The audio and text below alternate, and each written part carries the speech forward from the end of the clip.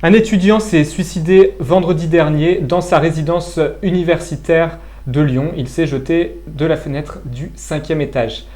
Est-ce qu'il s'agit d'un fait divers ou est-ce qu'on peut y voir le symptôme d'un mal-être étudiant auquel on pourrait répondre politiquement? C'est la question un peu ouverte que je pose et que je me demande. Je ne sais pas, exactement ce qu'il faut y répondre. Je ne sais pas si vous avez des avis sur la question. Adèle, vas-y. Je pense on peut penser qu'il y a des causes individuelles. Enfin, on pourra toujours laisser l'hypothèse de côté, mais ce qui est sûr, c'est que le mal-être étudiant en ce moment, il est réel et en fait, on a vraiment mis un temps qui me semble vraiment trop long à en parler. Il y a un taux de décrochage scolaire qui est jamais vu, il y a un taux de dépression qui est jamais vu, il y a un taux de burn-out qui est jamais vu. Les étudiants sont vraiment dans une situation compliquée en ce moment et je pense que, moi personnellement, je suis pas du tout étonnée par cette situation et ce passage à l'acte en fait. Ouais, tu as raison d'insister là-dessus. Le décrochage scolaire, il est absolument énorme. Les témoignages qu'on a des professeurs laissent supposer une hécatombe comme on n'en a jamais vu. La précarité, elle est réelle en général, mais là, elle est juste exacerbée. Faut quand même pas oublier, là, on parle d'un étudiant qui a sauté de la fenêtre du 5e étage de sa résidence universitaire. Donc ça veut dire qu'il vit dans une résidence universitaire. C'est des chambres qui font parfois 9-10 mètres carrés. C'est le minimum légal.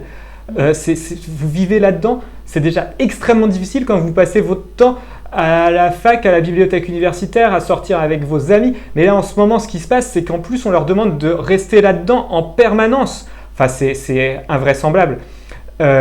Faut rajouter aussi à ça, je sais pas, les boulots qui sont en général ceux qui sont pris par les étudiants. En ce moment, il n'y en a pas. En fait, ces boulots-là n'existent pas. Il y en a quelques-uns. Il reste Uber et quelques boulots comme ça, mais c'est tout. En fait, le serveur, c'est pas possible, par exemple. C'est typiquement des boulots étudiants. Il y a plein d'autres choses qu'on pourrait rajouter. Oui, par exemple. Vas-y, Aliénor.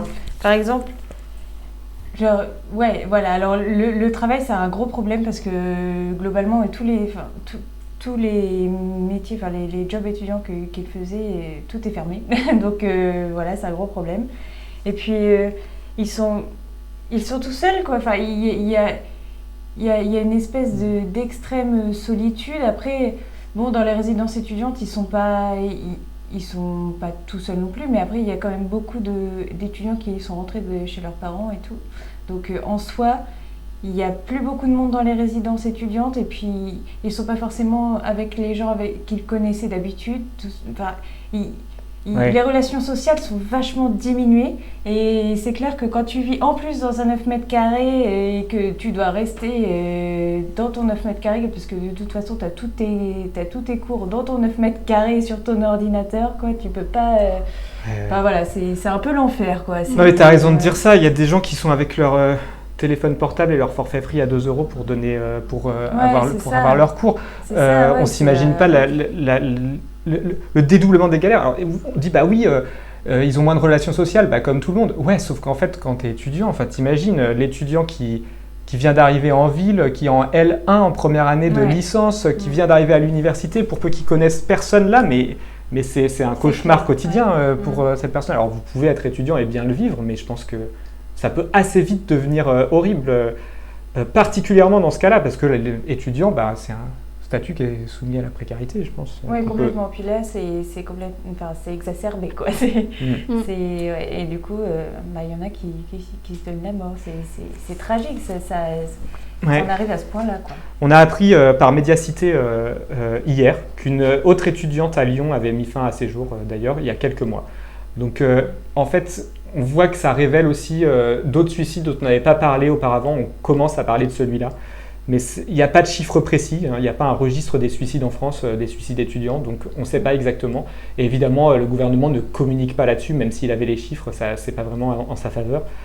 Mais il faut insister aussi, je pense, sur la détresse psychologique, parce que les étudiants ne se suicident pas tous, heureusement, mais il y en a beaucoup qui juste souffrent, et puis ça va laisser aussi des traumatismes.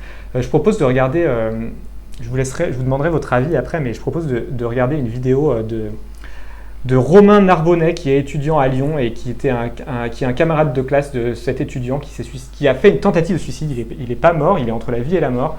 Et cet étudiant donc, s'est exprimé sur le sujet, c'était sur BFM Lyon, et je vous propose de regarder. Nous devons vivre dans des chambres étudiantes, par exemple, de 10 mètres carrés. Comprenez bien que vivre toute la journée, tous les mois, toutes les semaines qui passent dans 10 mètres carrés, c'est très compliqué. De pouvoir suivre des cours, cela reste de l'ordre du miracle. Il faut comprendre actuellement que nous ne pouvons continuer dans un tel isolement. Nous avons une précarité qui a toujours été là, mais une précarité avec la perte de nos emplois qui devient trop importante. Il faut comprendre que l'isolement est le facteur de trop qui vient s'ajouter à tout cela. C'est une détresse étudiante, c'est une urgence nationale, ce sont les mots du président de l'université Jean Moulin, et c'est une urgence qu'il faut savoir entendre maintenant. Comment a répondu à cela Frédérique Vidal, la ministre de l'Enseignement supérieur, si vous ne le savez pas, parce qu'on n'en entend pas beaucoup parler, donc on peut ne pas le savoir que c'est elle.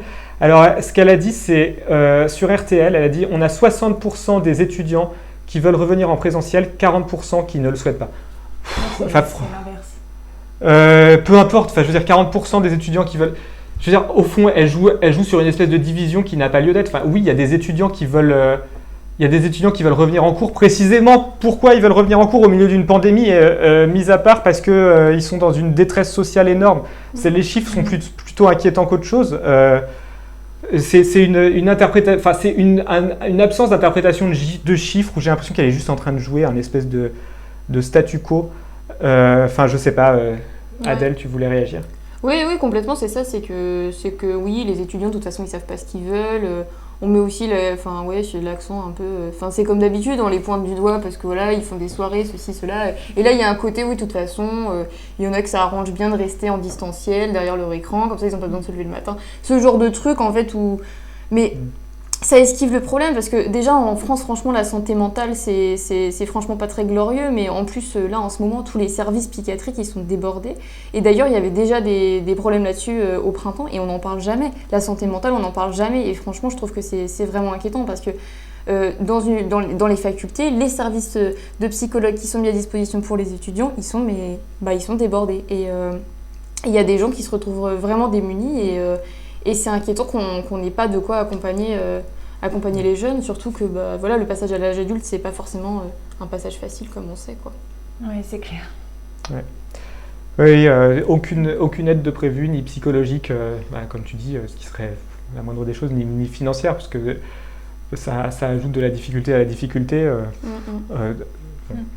On en parlera aussi quand on reparlera du plan de relance et de la crise économique, mais c'est toutes les personnes en situation de précarité sont les grands oubliés, puisque ce qui intéresse le gouvernement, comme d'habitude, c'est les entreprises, un étudiant. Ça ne rapporte pas. Oui, et plus globalement même, tu disais ça, la psychiatrie, tout ça, plus globalement, les malades psychiatriques, j'ai travaillé avec eux, alors je pousse un peu mon coup de gueule, mais ouais, tout le monde s'en fout, voilà, alors je le dis, voilà, et c'est complètement injuste, et voilà, les étudiants font particulièrement partie en ce moment, mais il n'y a pas que les étudiants qui se retrouvent dans des situations difficiles et de manière générale, les gens qui sont atteints de pathologies psychiatriques, que ce soit des pathologies graves ou pas graves, tout le monde s'en fout. Voilà.